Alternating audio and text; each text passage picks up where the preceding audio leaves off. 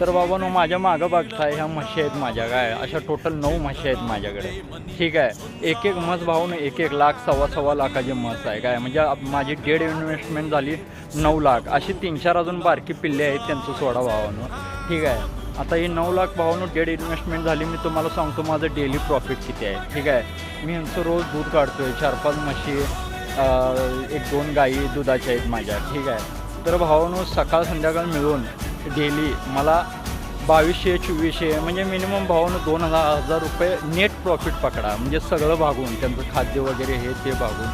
कोण म्हणते भावानं गावाकडं पैसा नसतो, व्यवस्थित जिद्दीनं आणि चिकाटीनं काम केल्यास भावानं पैसा मिळतो. माहिती आहे का, ह्या प्राणीमात्रांना जीव लावा, खरंच पैसा रिटर्न देणार म्हणजे देणार भावानं. कष्ट आहेत पण भावानं 3 तास त्यांना असं हिंडवायला, फुकटचा चारा घालायला. ठीक आहे, किंवा 2 टायमाही वैरण टाकून धार काढायला कुणाला नाही आवडणार, मोकळ्या हवेत फिरायला.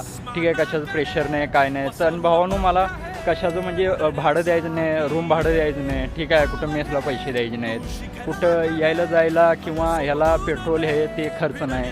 ठीक आहे, म्हणजे जे काय माझं सेविंग आहे भावानं, माझं जाणं नाही, माझं फक्त येणे आहे. जे काय पडेल ते पैसे सेविंगला पडणार. तर ठीक आहे भावानं, म्हणून सांगतो भावानं, गावाशी नावं जोडलेली ठेवा. ठीक आहे, असं लाज बाळगू नका. I am well graduate. Okay, that's why I am giving such type of information to you. Okay, English येतं, सगळं येतं भावानं. आम्हाला पण माहीत आहे मॉडर्न लोक आता वळा भावानं, शेतीकडे वळा. शेती फ्युचर आहे, एवढं लक्षात ठेवा. धन्यवाद. लव यू ऑल, टेक केअर.